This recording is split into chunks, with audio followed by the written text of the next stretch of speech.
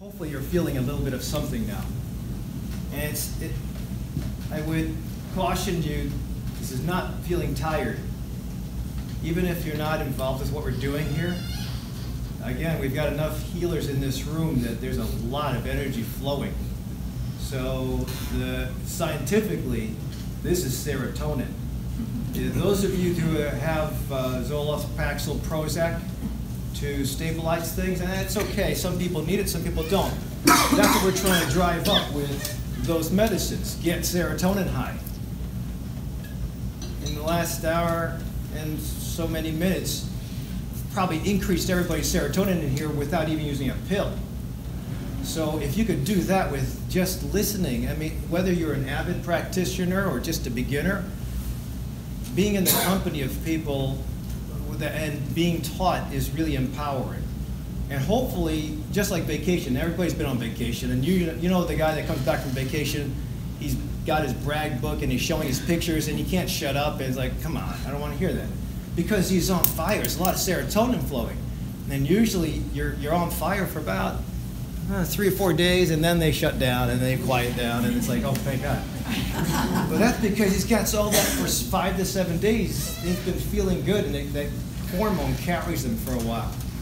So when Renee taught us, she taught us moving meditation. And whether you got into it or not, you felt a little bit, just from the movement.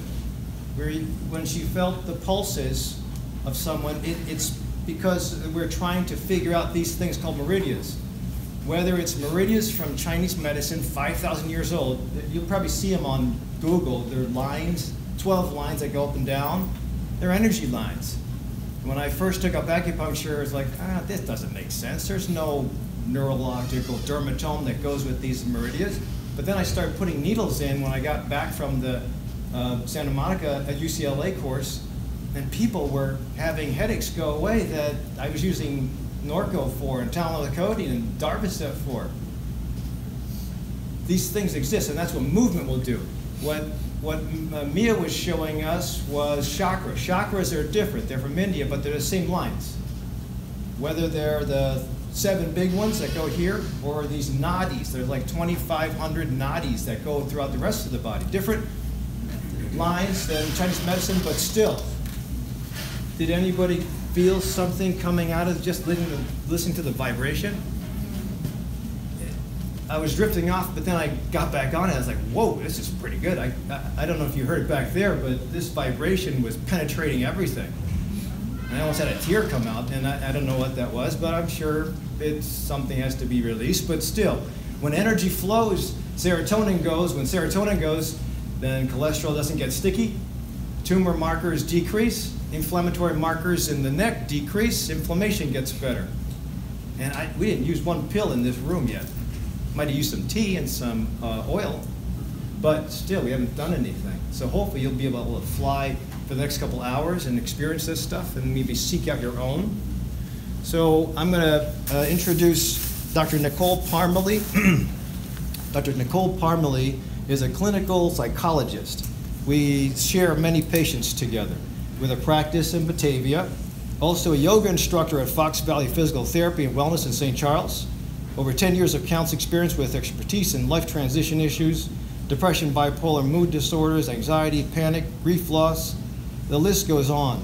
And I like I send patients to Dr. Parmalee because you guys can obviously tell, I don't only just use prescription medicines and surgery, I also dive deep into natural healing first. Or we interweave it if we have to. So does Dr. Parmalee. She can do the couch time, but I usually I send people to her because she actually develops mindful practice too.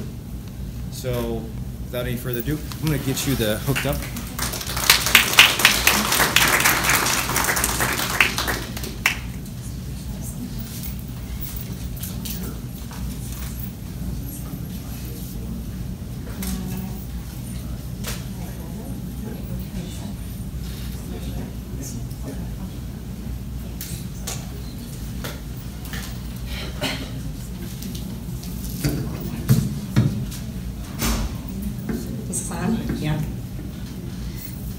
Okay, so thank you, DrRic, and all of you for being here today, and also a shout out to all the practitioners and David's tea back there.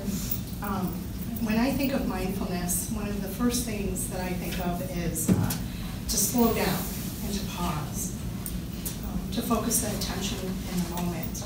And if you had a chance, or maybe after the presentations today, to go back and look at the tables, I did bring one poster board about my practice, which I also have an office in Geneva as well. And I brought my daughter's 5th grade science project with me as well. And my daughter's back there too, sweet little Olivia. And the title of our science project was May the Force Be With You. So she was inspired to do this project by a scientist and researcher, Dr. Emoto. And if you're interested, you can look at the poster board and Google some more information about Dr. Emoto. But what he did was he studied the effect of human consciousness, what that effect is on the structure of molecules.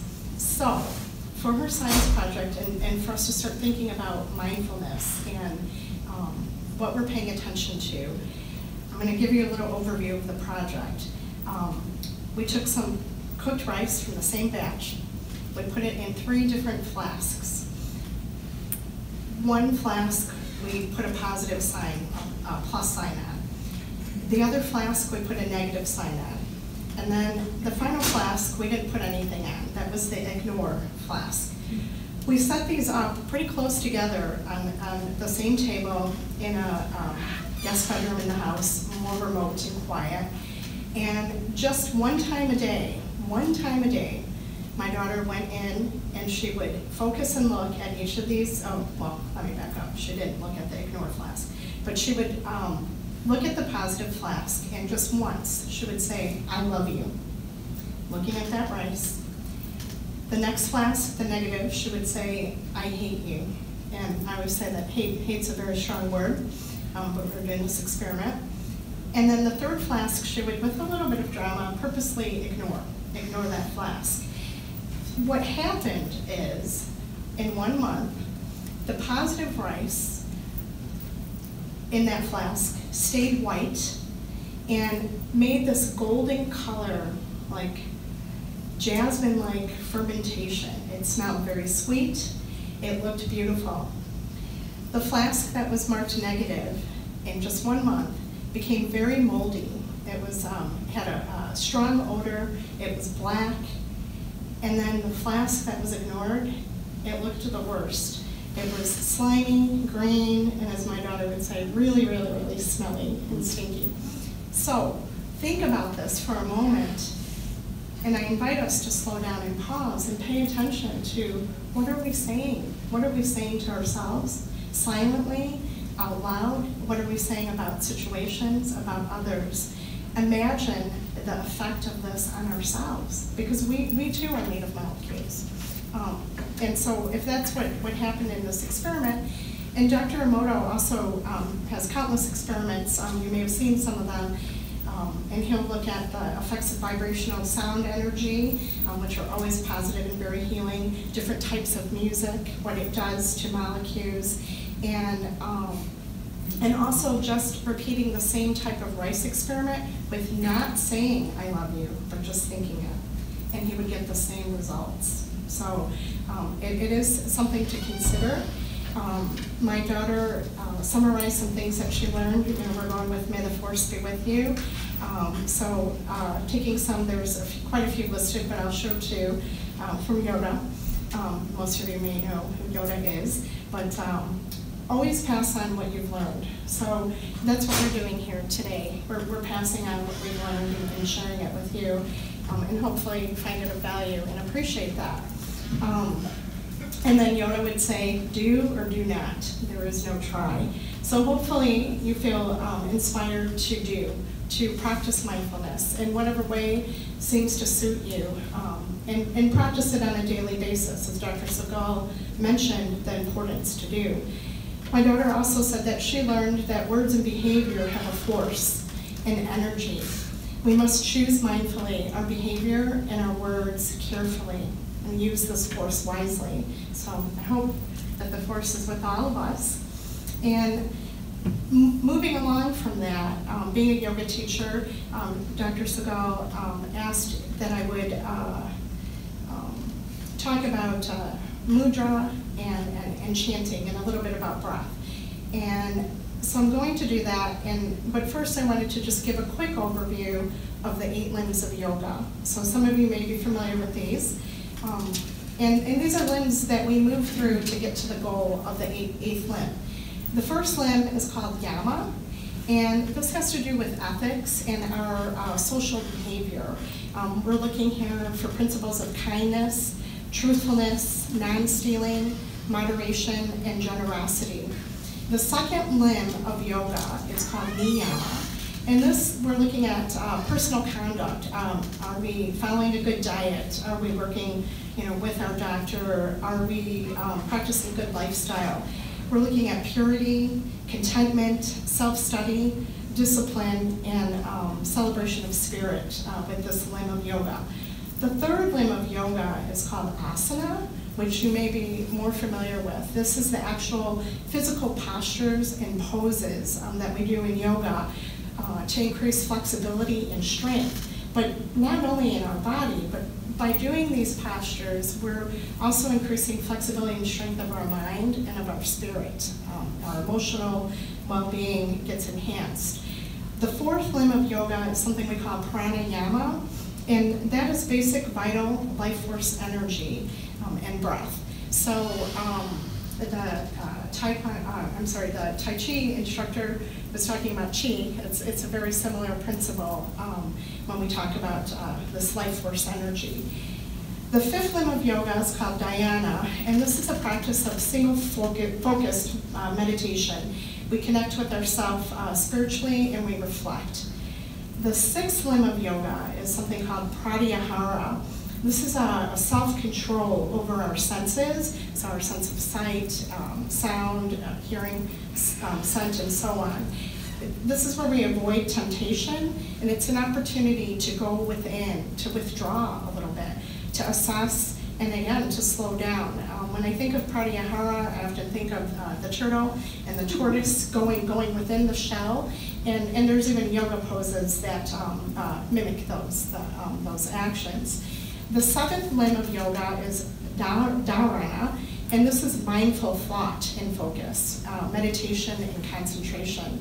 And then finally, the eighth limb of yoga is called samadhi, and this is freedom, liberation, bliss, illumination, a union, because yoga is about connecting to mind, body, spirit, to each other, and to a divine higher power. As a yoga teacher, it's very humbling, and I feel very honored, and even as a psychologist and working with my patients, the same thing. But after a yoga class, you can see this little bit of samadhi, this bliss in the students, in their eyes. You can see it glowing. They're relaxed, they're smiling, they're coming up and thanking you. And again, it's very, very humbling and an honor to be a part of that practice. So moving on to talk about mudra. Can you guys hear me? Am I good in this microphone? Okay. Mudra are different gestures, mostly with the hands and fingers, but it can be with the body too. And by engaging in these gestures, we promote mind, body, spirit health and healing. We call them energy seals. So I'm going to talk about two very more well-known mudras and explain a little bit about them. And then I'm going to do just a brief taste of a little bit of breath practice, because I think Dr. Segal is going to do some breath practice as well. And then close with a little bit about chanting. So, mudra. The first mudra that we're going to talk about is called Jnana mudra or Yin mudra. So I'm taking my first finger and my thumb, and I'm just gently touching them to the tip area. I'm extending the other 3 fingers. They're relaxed but active. Your hands can rest on your lap. Your elbows can be bent or straight, whatever feels right to you. And so I invite you, as I'm talking about Jnana Mudra or Yin Mudra, there's different pronunciations and even spellings, just because yoga is a thousands and thousands of year old practice coming out of various parts of the East, India, and there's different dialects sometimes. But Jnana Mudra, if you want to Google it later, Gyan is a typical common spelling. I invite you to hold this mudra while I talk a little bit about it. It's a powerful mudra that brings peace and calm, spiritual connection. There is actual research that shows that it eases tension and depression. It empowers your mind and your nervous system. It activates the pituitary gland. It stimulates the endocrine system, which plays a role in stress. It helps with our memory. It can help us sleep better. It helps with our attention and focus. It decreases energy and, again, decreases stress. It promotes overall balance. We can hold this mudra with our palms facing up to connect more to celestial energy and power, and also to alleviate depression. Or we can hold it with our palms facing down and resting again in our lap to bring more grounding and to alleviate anxiety. And as the presenter with the beautiful bowls was talking about, that chakra, the root chakra, so grounding. So whichever way you prefer to hold your palms. Some of the research says holding this mudra while meditating or breathing mindfully for 5 to 10 minutes will give you the benefits that I spoke of. 5 to 10 minutes a day. Other research does say 30 minutes a day, but if you can just start even with a minute or two practicing each day, you'll find that maybe over time you'll be closer to 30 minutes, maybe even 3 hours of Deepak Chopra meditation, and it'll be a piece of cake. We call it a practice. You're planting those seeds. You could do a whole workshop on this mudra itself for over an hour. I'm just going to briefly tell you a little bit more about it. The other 3 fingers that are extending, they have to do with balancing certain components. It taps into some Ayurvedic medicine, which is the sister science of yoga. But we talk about this finger represents purity. The next finger is passion and action, heat. And then this finger is coolness and even shadows. So we need like sunshine and daylight, again, that balance. When we hold this mudra together, the first finger represents your ego and yourself. Oftentimes, you may hear people say, cut out your ego, but we don't want to do that. We want to be connected and we want to be integrated for our health and well-being. Our ego plays a role and it helps us. But when we are not mindful and aware of our ego, then it can get out of control, and that's when we get into some trouble. So the first finger representing yourself and your ego, the thumb represents the universe at large and even the divine. So a reminder that we are connected to ourself, mind, body, spirit, and to the divine, and to the universe. And with that connection, just thinking that there are always going to be people who have more resources than you. There are going to be people who have less resources. Hopefully that you will be able to help those that have less in some way, and maybe be inspired by those who have more, and maybe even helped at times by those who have more. The same thing with issues or challenges or problems. There are always going to be people that have more and people that have less than you. So hopefully there's some healing with that concept of perspective. And again, the same thing. If there's people who have more challenges than you, maybe you can inspire and help them. And the people that have less, maybe they're inspiring and helping you. We always have to deal with what's on our own plate, and that's always most relevant.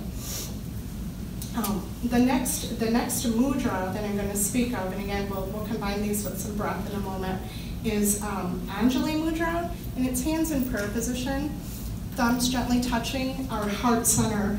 The heart center is kind of in the middle of the chest area, not necessarily where the physical heart is, but more in a spiritual sense. Anjali Mudra is a mudra that activates reverence, sacredness, gratefulness, gratitude, and that we can think about connecting to our heart and shining with light, and love. Oftentimes in yoga, you may see somebody at the end of a class having their hands in this mudra and bowing forward and saying the word namaste. The word namaste means that the divine light within me honors, appreciates, and respects the divine light within you. So I'd like to invite you all to just take a deep inhale, exhale and bow forward, saying namaste, namaste.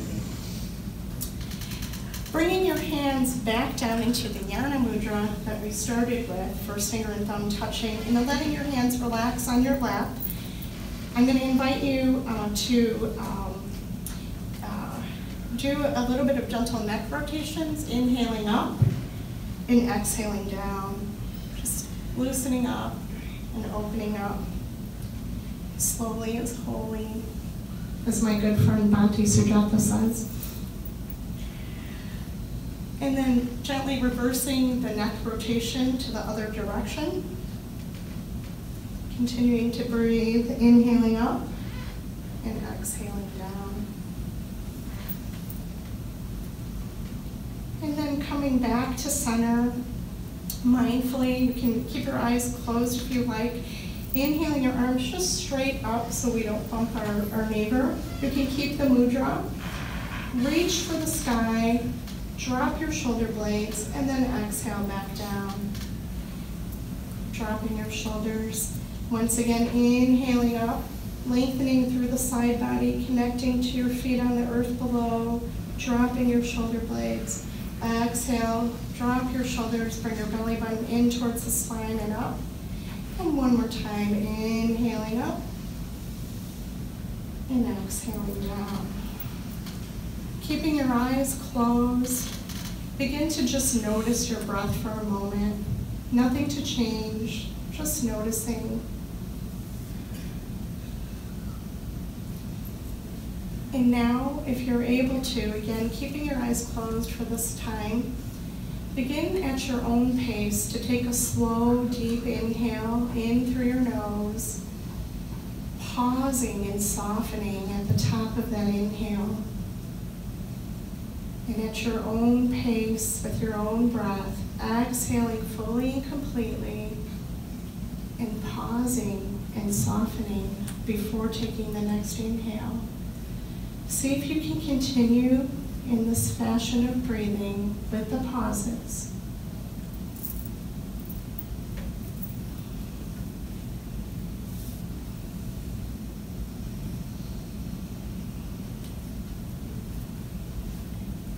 Continuing to breathe in this fashion, knowing that the pause at the top of your inhale is resetting your nervous system to a place of peace and balance.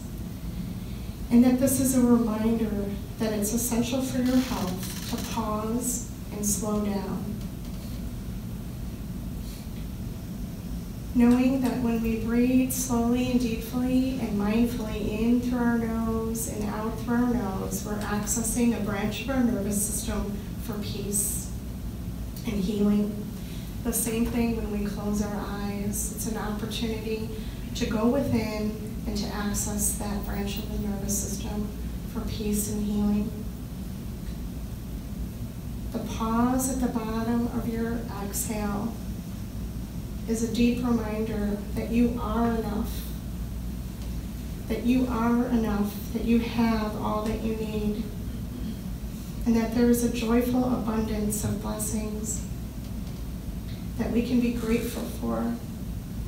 For you don't even need to quickly take that next in-breath. You can pause, and you'll be just fine.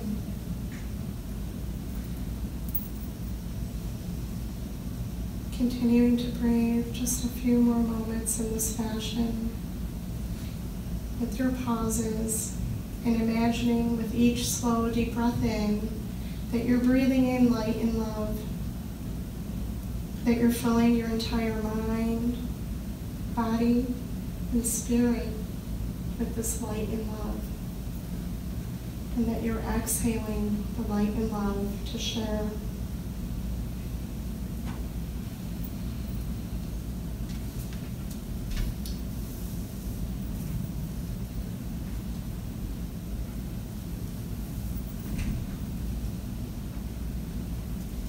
Letting your breath become more natural, but keeping your eyes closed and continuing to breathe slowly and deeply in through your nose and out through your nose. I'm going to invite you to do what we call Ujja or Ujjayi breath in yoga. This is a very powerful breath that burns a lot of toxins, burning off stress of the mind, body, and spirit. This breath, you will inhale through your nose and constrict your throat a bit as you then continue to inhale. And then when you exhale through your nose, you're also constricting your throat. You're making kind of an ocean wave sound with your breath. It's a way to think of it. And going back to May the Force be with you, you can think of Darth Vader, for those of you that are familiar with him, burning out the toxins, the negative energy. If you can make that kind of breath, I'm going to exaggerate a little bit in a moment, but closing your eyes and joining us with this Ujja or Ujjayi breath.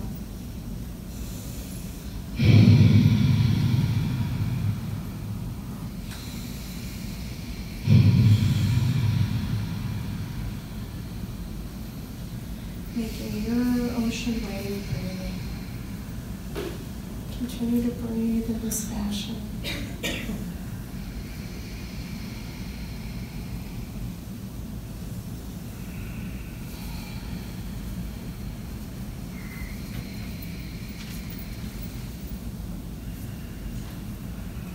And then letting your breath return to a more natural in and out slowly through your nose, keeping your eyes closed.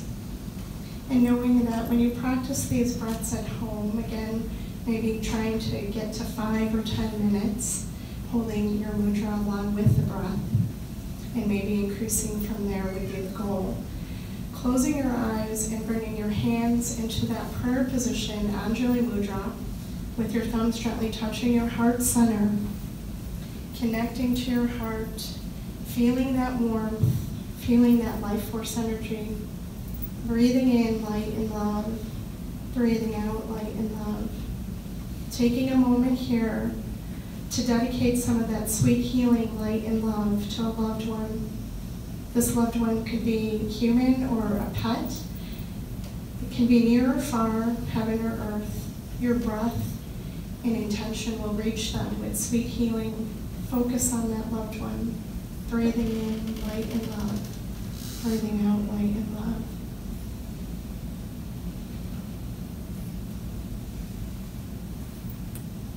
And now imagine that your loved one is sending you back healing light and love. This is nurturing you and surrounding you in gratitude.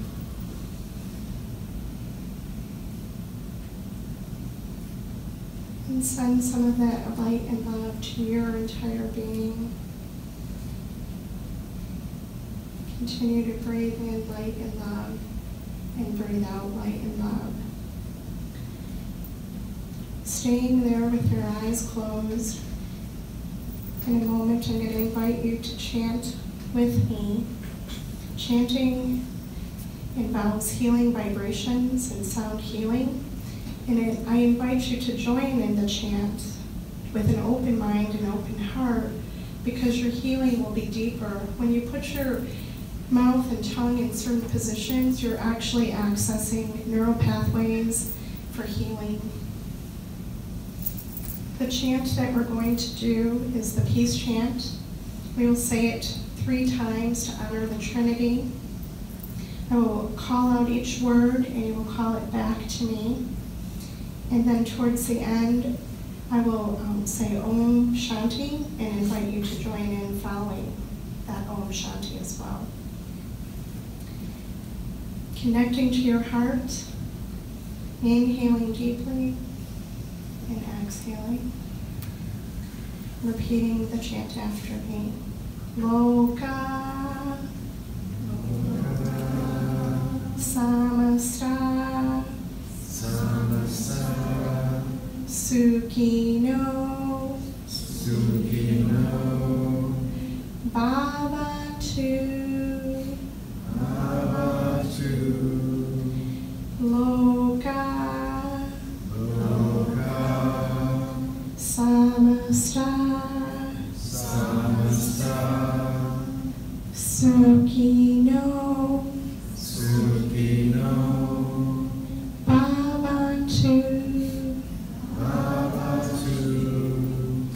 Loka samasta Sukhino Bhavantu. Om Shanti. Shanti.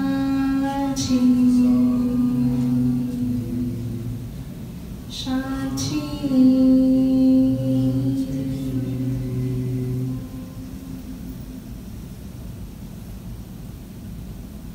Translation: may all beings everywhere be happy and free. May our actions in some way, somehow, contribute to that happiness and freedom. Dear Divine Center of all, peace, peace, please bring us peace.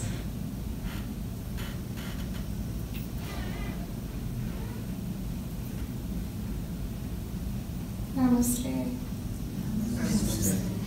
And thank you.